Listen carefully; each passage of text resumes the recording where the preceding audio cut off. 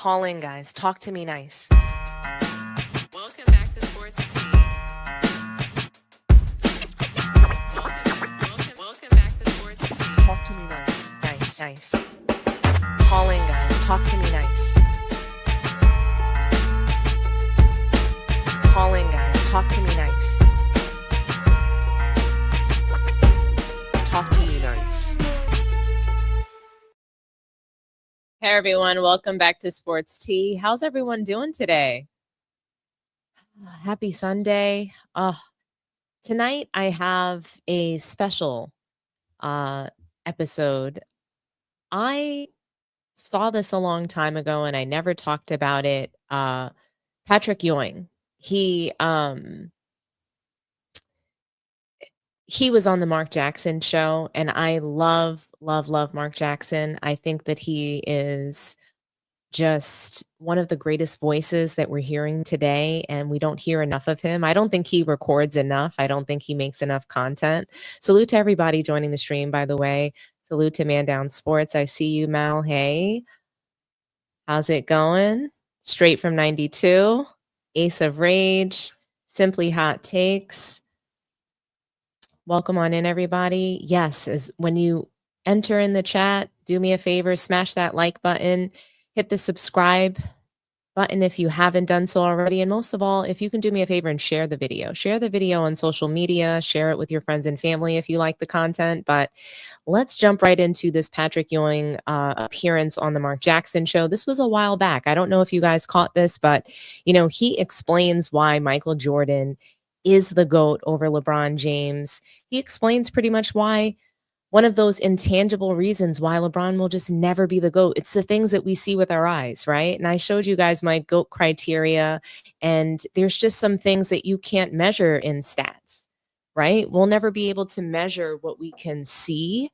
I mean, obviously the stats can back up what we see, right? So that it's evidence, but that eye test, right? And it goes to some of the intangible things that we're going to talk about today, and what Mark Jackson was discussing with Patrick Ewing a while back. And I love Patrick Ewing. I'm a Knick fan. Obviously, I grew up watching him. He's a Knick legend, although he never brought us a title. He made it to the finals a couple times, and he's just one of those really great elder statesmen. He went on to coach. He is a really great friend of Michael Jordan's, and it's not going to be surprising that he thinks that Michael Jordan is the GOAT. They're really great friends. He thinks that he is one of the most, superior basketball players that we've ever seen play the game. And he, I personally think he stands on business in this GOAT debate when when he's asked by Mark Jackson and Blue, his son, who, by the way, I absolutely adore. Jackson and Blue, to me, they're the real great father-son duo. They're one of the father-son duos that we see today that are really, something to be proud of. And I appreciate just listening to them. Blue is a LeBron fan, but he really respects the older generation when they come on and they tell him something. And there's moments where he'll almost just not even really know what to say, or he'll be in awe, or almost pretty much like admit that, wow, I didn't know that, or, I'm learning something. So I appreciate him. He's one of those LeBron fans that I don't mind. But here is what Patrick Ewing had to say on Mark Jackson's podcast. Let's watch it and we'll react together. I got a question. This young generation thinks a certain way. Who is your GOAT basketball? Here we go. It's funny that everybody asked that question. And to me, I think Michael Jordan is the best in my era. The way that the way that he played, everything that he brought to the table, not to take anything away from LeBron or Kobe. LeBron is great, but Michael was a killer from day one. He was an assassin from day one. I thought that LeBron had to learn how to be an assassin. He was great now. Like if you ask me who would I want to play with, I'm gonna say LeBron because you want to score. Yeah, I want to score. I want to score. LeBron is a lot like Magic. He's a facilitator. He knows how to get people the ball, and he became a scorer as he got older. But he's great. But I'm gonna say Michael. But you can't take anything away from the rest of the guys. You can't think. You got Kareem. You have Wilt. You have Bill Russell. All these guys. Dr. J, all these guys were great in their era. I think it's rough when you just pick one person to say that this is the greatest of all time. Now, Michael has done some great things, and unfortunately, because I had to, go against that guy starting from college to the NBA, and he's done an outstanding job of just the things that he was able to do. You got to take your hat off to him. I know you probably said, what are you going to say, LeBron? I say LeBron, but I'm not. But you made some good points, and the Knicks is playing well. It's Knicks Day, and so you know what? I'm not going to go back and forth with you. And I listen. So earlier in the interview, you said that Michael Jordan gave you opportunity in Washington. So you got to say Michael Jordan. You got to say Mike. So I'm with you, Mike. Hey, look, they're both great. Yeah, they are. But for not because he gave me an opportunity, but for what I was able to see, what I was able to go against, play against on a lot of different nights. I'm gonna take my hat off to him. I appreciate Patrick Ewing because he stood on business. It's not just about the fact that he gave him an opportunity years ago. Why does he need to be loyal to that today? I mean, Michael Jordan is coming back to the NBA on NBC. So I guess there is a reason to be loyal to him. But that was last year in 2024 when he had this interview with Mark Jackson and his son Blue. So I don't know that he was so motivated by that. He seemed genuine. He didn't seem to be capping. And he talked about one thing that just separates LeBron and Michael Jordan. It is something that we've seen over and over again. We saw it in 2011 when LeBron James melted down. We saw it in 2009 against Orlando. We saw it in 2010 against the Celtics. Meltdown after meltdown after meltdown. We saw it, again in against the Warriors. We see it even now, still afraid to take the last shot all throughout his career. Even in high school, he was afraid to take the last shot. He wasn't a killer on day zero. LeBron James is a put your head down, bum rush the lane.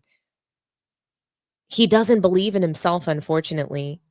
And I think that because LeBron James never went to college, I think he's lacking in a lot of those fundamentals that we saw in Michael Jordan. And he says it himself that he never studied other basketball players in their game.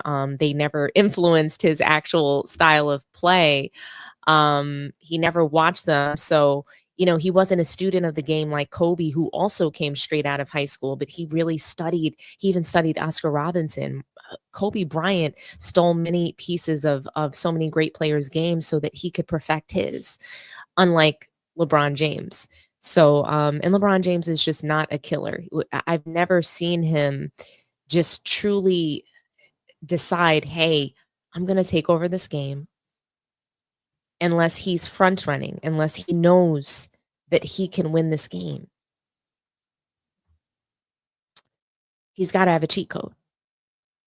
But like I said, he lacks the fundamentals. I think that that's due to, never really gaining them in college, never really trying to work on his game throughout his career, running from his deficiencies instead of working on them, hiding them by adding another player to his team to fill a particular, hole in his game. Blaming people, shirking that responsibility.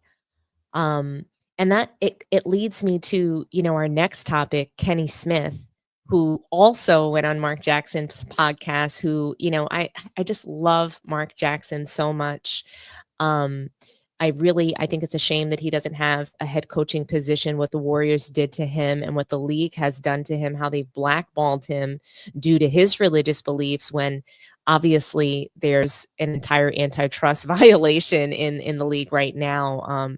There should be some lawsuits going on, but I don't know how they get away with it, but they do. Anyhow, Mark Jackson had Kenny the Jet Smith, on his podcast as well. And he spoke about why, Michael Jordan is the GOAT over LeBron James. Patrick Ewing stood on business, right? It wasn't just about their friendship. It's about that intangible, the killer instinct. But Kenny the Jet Smith broke it down a little bit more. It starts out with a really, funny question, actually, about could Michael Jordan go left, and the myth that he couldn't go left. throughout his career, which I found to be ridiculous. But here's the video, and let's watch it together and we'll react. Okay. Playing at North Carolina with Michael Jordan. In the same backcourt. In the same backcourt. This is what the people want to know. It's not even me. I'm standing up for the people at this moment. Could Michael Jordan go left? This is what I'm dealing with. This is the hypocrisy of idiocy that is going on right now. This is what the people want to see, man. Michael Jordan go left. You haven't heard we done with the 90s? No, but listen what I'm saying. I'm messing with you. I'm messing with you. No, you serious. No, I'm not serious. I'm not serious. You know what that would be like? That's like saying, can Prince play the guitar? That's a great word. Like, yeah, people in the band that played it. Yeah. But then that's Michael Jordan, man. Like, Michael Jordan was the most complete basketball player that's ever lived. Complete. Like, Kareem was just as effective. Certain people could be, LeBron at times could be just as effective. But the most complete basketball player that ever lived is Michael Jordan. Completeness. Preach. So, like, his ability to do every aspect of basketball at the highest level. And I think that came from going to college. Because in college, the best. I'm glad you're talking. I said when he got to the pros, he had no weaknesses. He had no weaknesses. Because what happens is, what college does, the best coaches are in college basketball. Because there's more. The best ones are there. So they design defenses and offenses that are different from the NBA. So you learn how to play against a zone defense. You learn how to play against a man-to-man, 1-3-1, 2-1-2. You know different defenses. NBA is just strict man-to-man. But your philosophies and thought process is from a totality of all of those defenses. So now the game is easier for you, and you're much more easier. What I always say about Michael, what's different between even the great Kobe Bryant and great LeBron James is he was still the most fundamental basketball player. Like, LeBron's IQ is crazy, but the most fundamental, when you watch LeBron, you don't always say he's most fundamental. So correct hand in the passing lane. But that was Michael. He was the best athlete and the most fundamental because he went to college for 3 years and developed certain things. You know, Michael Jordan, those 3 years in college, imagine he only went 1 year. Oh my God. Or none. Michael Jordan, most complete basketball player. Y'all average dudes would have been average. Y'all would have been average. You wouldn't have been great. You would not have been. You're a specialist. You might not have been in the league. There was no, Jack, was there a term called two-way player when we played? No. If you didn't play two ways, you couldn't play. There's no such thing as, he's a two-way player, because there were very few specialists. So like now you could be a specialist and get $15 million and you're looking at your salary and say, I'm good. No, you're not. You're just a specialist that shot the ball. Like, no, you didn't. Can you imagine guys trying to guard you without being able to hand check you? Okay. I threw the law. Now I'm out. The hand check rule is the single rule why I feel that players in that era would be better players. It's not because they worked harder or whatever. It's just the rule. Because when you play hand check, right? I can get up. Yeah. I can stand up. Okay. If we hand check, so he's hand checking me. I have to, because he's hand checking, I have to turn this way. Yeah. Without the hand check, I can face up here. Now I become a better passer because I have my peripheral is now at 75 degrees, where here it's at 50. Yeah. I'm a better passer because I can see more. I'm a better ball handler because I can play with it. You can't touch me.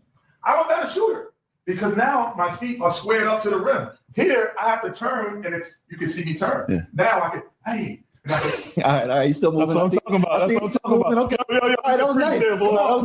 Yeah. Without the hand check, it makes. And when people, and this is no disrespect, because these guys are great ball handlers, Steph, Kyrie, and all this great, unbelievable. But it makes them better. James, it makes you a better ball handler because you're playing with the ball and no one's touching you. So now the stuff that you do in the playground that we grew up doing in the playground, that's the stuff you can actually do in a game now. If you went to a playground game and saw Mark Jackson, you saw myself, you saw Kenny Anderson, you saw Shamgar, you saw all these guys from the eras that we come in, Skip, you'd be like, what the heck? Oh my. But when you get in the NBA, you can't face up. Like LeBron James is effective. He can impact the game. You know that, but I just don't think defensively is where that's the separation to me. Is where defensively we used to run. I don't know if y'all did this. We used to run plays, right? We go, okay, our coach Rudy T be writing on the board. He's like, okay, we're gonna run 5. But if Michael's on the right side, we're gonna run it on the left. He's like, all right, say it one time, right? You think it's a joke. So like in my mind, I know Michael is Mike, so I'm still listening as he's still my boy, kind of. And he goes, okay, and we're gonna run 21. But if Michael's on the left side, we're gonna run, and he go down each play and say where Michael was, and we're going to run it on a different side. That's the impact defensively had. Did they do that? I don't know. Absolutely. That's the part that even when I talk to coaches, they don't say that he has that impact. LeBron has the same effect on the offensive end that Michael has because it's passing, rebounding. But on the defensive end, that's the caveat that separates it. The legacy that y'all leave for Jordan, saying that he was 6-0 in the finals, is true. but y'all discredit the fact that he lost other times other than making it. See, I don't. That's a statistical thing that the other people. I told you, we from New York. We look peripheral too. Okay, so then we're saying this: Mhm. if there's a game and we're playing 3-on-3 in the park, there's a different impact that Michael has. I agree, but I'm with you. It doesn't have anything to do. I'm with you on that. It doesn't have anything to do. Do this. Let me say this. We used to do this on the bus. We go, all right, it's 10 seconds to go. The ball's at one end line, and you got to get the last second shot. Who you gonna take the last second shot? But you can't put Mike in this. Right. We would say that you can't put him in this talk. I guess it comes down to, because I hear what you're saying. I guess it comes down to, if I want one game, give me Michael. But Then why is that your GOAT? Because if we're talking about the GOAT, then how do you just discredit LeBron's legacy? No, we're not discrediting. But if you take it down to one game, then you take away LeBron's biggest benefit in the argument, which is his longevity. No, his longevity. But each game, I need one game in that year. I need one game in that year. I'm going with Michael. I need one game in that 21-year career. Every year, I'm going to be like, give me Michael. Give me Michael that year. Give me Michael that year. Give me Michael that year. And this isn't a shot. We say this with great respect and admiration for what he's been able to do. But there's only one answer. It's just LeBron is. I've never seen anybody to play this high level this long. I've never seen that. Yeah. That is the GOAT of longevity. Yeah. Like, because the high level that he's playing at. But the best basketball player, if you take a 10 years that ever existed. Mike. I love this clip. I wish I could play it over and over again. I wish I had time to show it over and over again. I think that he did a beautiful job describing the hand check. So I'll just walk you guys through with what I agreed with and some things that I didn't agree with, because I don't think that Kenny Smith is always nailing it, but I do appreciate him. And I think that he tries to call it down the line as much as he can for a person in his position in the media. And, inside the NBA, it's one of the more real shows. And I do appreciate those guys. I really do. Kenny, Charles Barkley, and Shaq. And what they're doing, I'm going to miss them on TNT. The fact they had to join ESPN, it hurt my heart for them.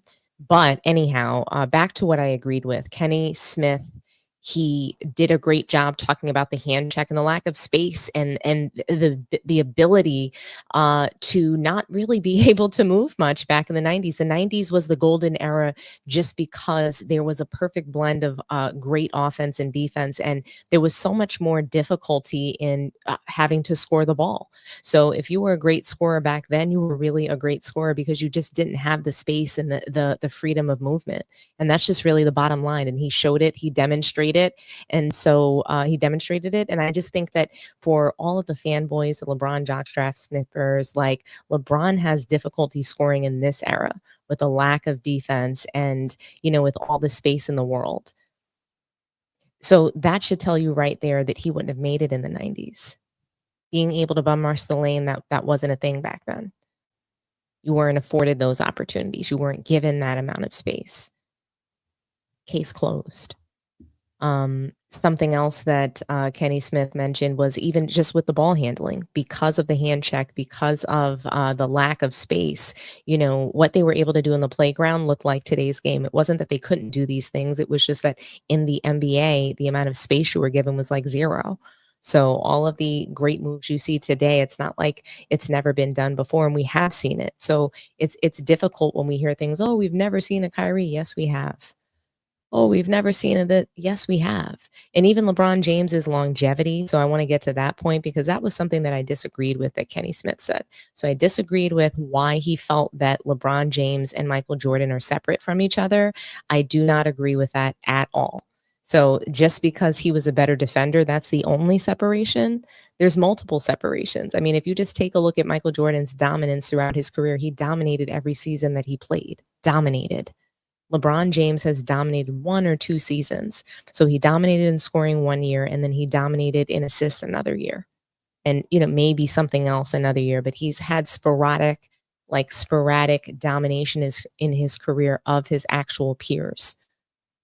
And I think that's just one of the most ridiculous narratives there, is that Michael Jordan was just a better defender. I love that Kenny the Jet Smith brought up the fact that Nobody talked about being a two-way player because things like that didn't exist. If you couldn't play both sides of the floor, you couldn't play. That and that really just was that. That was what it was back then. You couldn't play if you couldn't defend. Nobody wanted you on their team if you couldn't defend, if you couldn't score, if you couldn't defend. There weren't specialists. You couldn't be a specialist and be good enough to get on a team. Guys did everything, and the leader of the team would never dare ask someone on their team to do something they were unwilling to do. That's not leadership. That's why the NBA is so messed up today. I'm sorry, guys, but if you want to know what the problem is, it's that. There's a lack of leadership on the team because supposed stars, this kind of star ball, this diva play, they're asking players to play defense and to just forget about their entire game. Oh, just defend for me and stand in this corner. That's not leadership. Oh, I'm not willing to defend. You have to do it for me. That's not what Kobe Bryant did. That's not what Michael Jordan did. That's not what most guys in the 90s did. You had to play offense and defense. You had to play both sides of the floor. There was nothing ever spoken of about a two-way player. Never. But when you get to LeBron, you have to nitpick because that's the only way that you can make these weird arguments to be the GOAT. You need context. You need to move the goalpost. Every other guy just made it about winning. Michael Jordan came into the league. He wanted to surpass the people that were in front of him. Magic, Larry Bird, he wanted to win more titles than they did. And eventually he did. He wanted to beat Isaiah Thomas. Eventually he did. But he focused on the competition in front of him, right?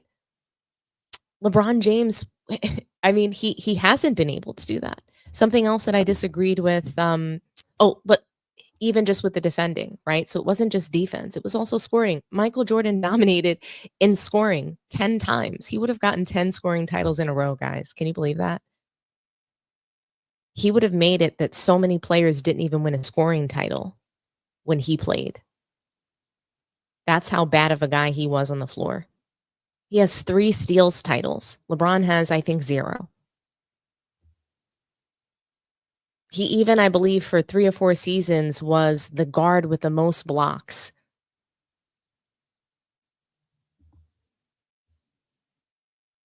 He was a defensive player of the year. Michael Jordan led in many stats for multiple seasons. That kind of level of dominance LeBron James has never had. And let's just talk about the offensive game. I don't think that LeBron James impacts a game offensively the same way that Michael Jordan does. That statement by Kenny Smith was absolutely ridiculous. He has the same impact offensively, yet he plays like Magic Johnson, a passer. Big guys that have to run the floor and play the point forward, they're hiding deficiencies in their game. Magic Johnson had many holes in his game. He couldn't shoot the ball. But he did make sure that he found his teammates. He did really lean into a point guard role. So, I mean, kudos to Magic Johnson for not only becoming one of the greatest players and changing the game and changing how big men can be effective in other ways, and handle the ball. Like he was a better ball handler than LeBron James, and he was a much better passer as well. I think that he played that point forward role in a much better way than LeBron James ever could and ever did. So even that comparison, I can't stand it. But Michael Jordan, he's the guy that you want to get the ball to in the last seconds of the game. LeBron James will never be that person. Michael Jordan is the guy that you can put on the free throw line and he's going to hit that shot in the beginning of the game and the end of the game. That's not LeBron James. You never know if he's going to make a free throw shot or not. You just know he's going to be sent to the line ceremoniously for no reason, even though the refs don't even respect him. So they send him there knowing he's going to miss the shot. Michael Jordan's the guy, he's going to make that free throw shot with his eyes closed. LeBron James is going to go to the line, pretend to be like Michael Jordan, shoot with his eyes closed and brick it, just like he does most of his shots. LeBron James has the most missed shots in all of NBA history. Okay. Never dominated in a season. Only once. In a very much so weaker defensive league. All retooled and manufactured to help him and support him, and still was not able to dominate in scoring. So yes, impact on game, I disagree with offensively. Michael Jordan beats LeBron James in every single category. Longevity is not a stat, guys. We have to stop bringing that up. And we have to stop saying that LeBron James's longevity and his stats is what puts him in the GOAT debate, because his longevity is his stat, which is not a stat. Because multiple guys, they could have played for 20 plus years, just like LeBron James, forced their team and their coach to put them on the floor for 40 plus minutes, but they didn't do that. Kareem Abdul-Jabbar didn't play 40 plus minutes at the end of his career. That's why he wasn't padding the stat. It's about being on your team. You become that veteran that's able to impact the team in the locker room, be a voice that they can hear, that helps the coach, that really sort of, you're passing the torch to the next generation. You're getting ready to sunset your career. LeBron James has played 40 plus minutes through the end of his career, and he wasn't effective. This past season, he was a first round knockout. Many seasons, he's saying he's gas at the end of the game. Many seasons, we see that he can't score in the second half. He can't score in the fourth quarter. He has no legs. He's bricking his threes, turning the ball over recklessly down the stretch because he's tired, because he doesn't belong on the floor at 40 years old. So yeah, we can say that maybe he's on performance enhancements, and I'm with you guys. I'm with the community stating that, but even with that, he's still not playing good basketball, and people need to stop this high level shit. I do not want to see LeBron James on the floor. It's just awful basketball. His turnovers, he's the turnover king. He's not a scoring king. He's not the longevity king. Get him off the floor. The Lakers want him gone. Luka Doncic, his teammates, his own teammates are starting to turn on him. The longevity argument is dead, guys, in my opinion. I have to disagree with Kenny the Jet Smith on this. I have to, because it's not good basketball. So how does the longevity even really factor in? Because you have stats? To me, Kenny Smith, he proves why MJ is the GOAT, but there were some things that he missed, and there were some things, I don't know if he was just being nice to LeBron James or what, but I think that LeBron has never passed the competition that was in front of him. There's a debate whether he's better than Kevin Durant. There's a debate whether Steph Curry is the GOAT of this generation. When you are not the undisputed GOAT of your era, I think that's a huge issue. You can't be next to Michael Jordan. You're instantly, you're not even top 5. If you can't dominate in your era and you can't be considered the undisputed GOAT of your era, then how can we even put LeBron James in the GOAT debate at all? And what's funny to me is that LeBron James's own teammate doesn't even believe that he surpassed the competition that was in front of him. And I have a bonus topic for you guys tonight. Austin Reeves. He has been super loyal to LeBron James since being on the Lakers. He had a 2-way contract with the Lakers when he started.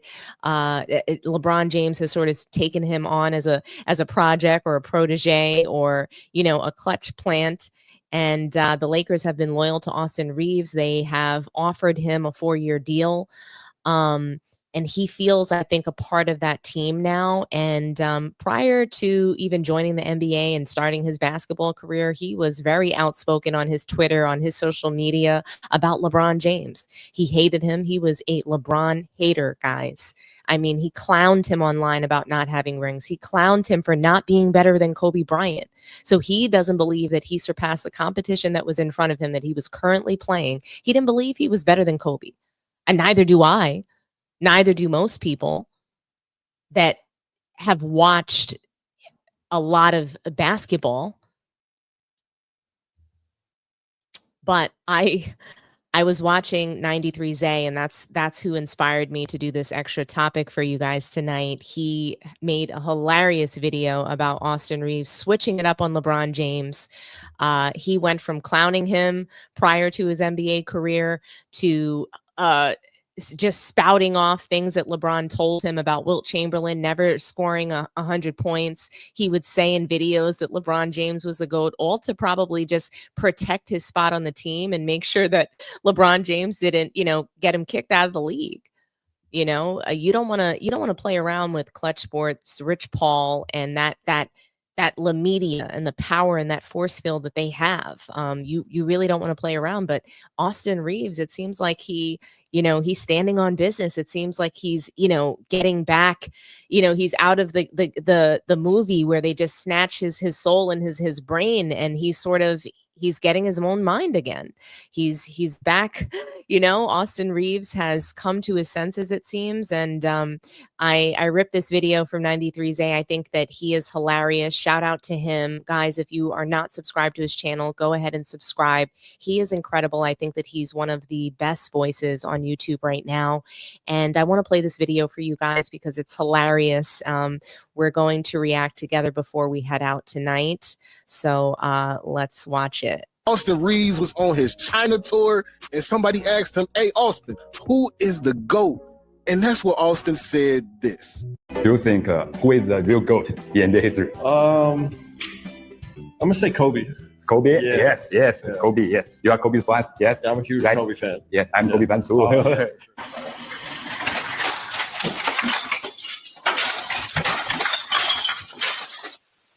Hey, Alexa, play Tupac Changes. And that's just the way it is. Austin Reeves has no idea what he just stirred up. If anything go wrong this season, guess who the fanboys finna blame? Austin Reeves. You know LeBron sit back like, You don't get it yet, do you? I just gave you opportunity of a lifetime, brother. And I'll be damned I'll be disrespected like this. let's keep it real, AR. You know he sat you down and had a talk with you about these Facebook comments. You know he sat you down because, hey, you kept it real. You said Dirk is too much for LeBron. Yes, 33-year-old Dirk Nowitzki was too much for a 27-year-old LeBron James. They like to talk about Jordan beating Isaiah, and they like, oh, they was old, man. They getting old. But they forgot that the Dallas Mavericks was older than them. The Dallas Mavericks older than the Pistons that Jordan beat. And this bum lost to in his prime. Isaiah Thomas and Rodman were 30. Joe Dumars was 28. Mark Aguirre was 32. Come on, man, knock it off. The only person that you could really say was old was Bill Laimbeer. Meanwhile, your king lost to the oldest core in NBA history. When you look at the top three performers from that team during that playoff run, Dirk was 33, Jason Terry was 33, and Jason Kidd was 38 years old. It makes no sense how he in the GOAT conversation. And Austin Reeves knows it. He's with him every day. He knows that Kobe is on a different level compared to LeBron James. He wants that Mamba mentality, not that mama mentality. But he knows in order to survive in this league, especially on that two-way, you got to say whatever you got to say to stay in that league, young fella. And I respect it, but I'm glad he's finally came to his senses and is able to say what's really in his heart. Because right before he got that contract, he was talking with Evan Turner, and Evan Turner even said, like, hey, you did the right thing, young fella. Just take a look and listen to this video. What gave you so much confidence to be like, I can make it here, I can get a deal, and I can find my niche in the league? Alongside the second greatest player of all time. The second. I mean, MJ. I was not, Okay. don't even do that. This man's Yeah, crazy, okay. Reggie. Okay, well, hey, everybody wants to go off numbers now. No, you doing your job Okay. too. Like, if Brian was watching this, like, I would be like, yo, why didn't you ask him a second? So like, I respect yeah, that, man. sure, There you go. sure. Get your money, baby. No, honestly. Austin Reeves is hilarious. I mean, the way that he just keeps switching it up on LeBron, the way that he just keeps, going back and forth, whichever the way the wind blows. I mean, Luka Doncic is the leader of the team now, so he doesn't have to be loyal to LeBron James. That's over. And I mean, think about it. Everybody that LeBron James had on his side is turning on him. No wonder why he wants to wreck the league. If he can't run it, if he can't control everybody, he wants to wreck it.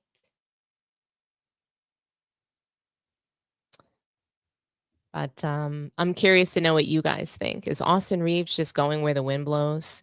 You know, is he now speaking his mind because he no longer has to be loyal to LeBron James? He can just kind of be a little bit more free. Now he has an opportunity to leave the Lakers and get a bigger deal, or stay with the Lakers and continue to work with Luka and the new team that they're forming around him. So I'm curious to know what you guys think. Drop me a line in the comments, and I hope that you have a wonderful, wonderful Sunday. Guys, don't forget, like the video, subscribe to the channel if you haven't done so already. Share the video with your family and friends and on your social networks. I really appreciate you guys. Like I said, like, share, and subscribe. Let me know what you think as well. And have a wonderful, wonderful Sunday. Bye-bye.